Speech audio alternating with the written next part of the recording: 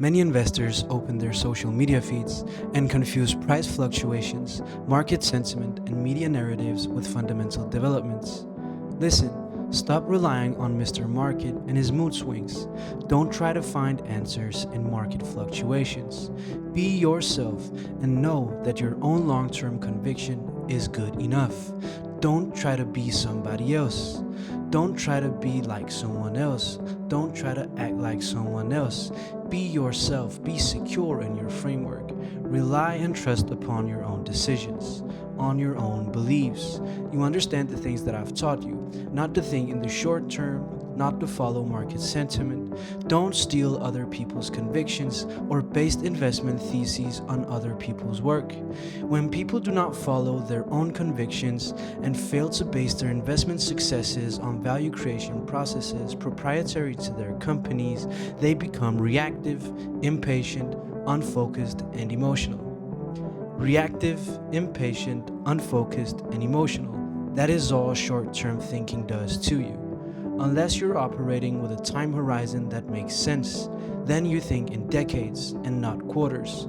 Do not borrow conviction, do not be impatient, and do not blindly follow people on the internet. This is Mom. Call me. Bye. But no, seriously, I have made a lot of mistakes in the market. Believe it or not, the guy who is down almost 60% on Novo Nordisk, Hims and Hers, and Duolingo has made some serious mistakes when it comes to investing. Who would have thought? But those mistakes are not what you think they are. They have not been mistakes of omission, nor have they been mistakes of commission. They were also not buying Novo Nordisk, Hims and Hers, or Duolingo, as I do believe that these are serious contenders in terms of companies that could be the biggest companies in the world. They propose amazing potential. My biggest mistake has been following other people's convictions.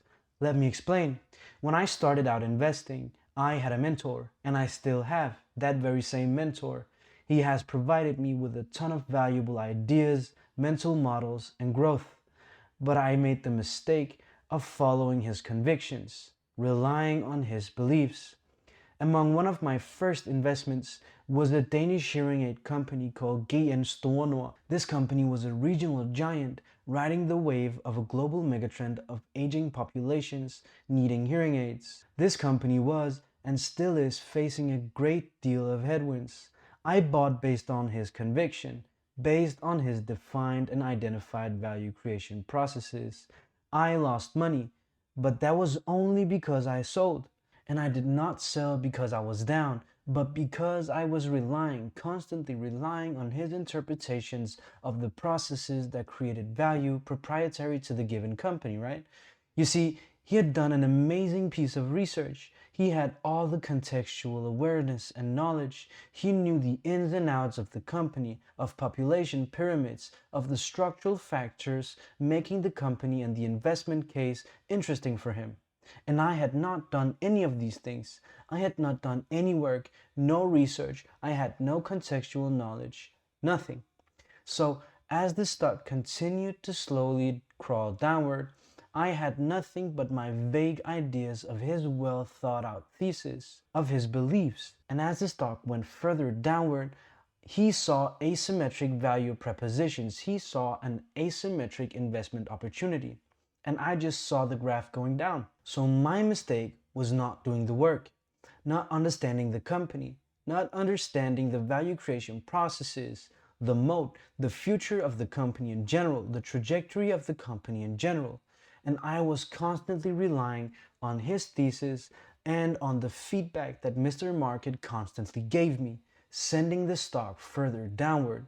As I see the stock price of Novo Nordisk, Duolingo, and Hims and Hers declining, I have no issues. I see the very same thing he saw when he saw Store declining in price.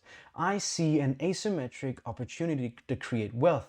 But that is based on my grasping of the value creation processes in the company heading in the right direction, not the graph.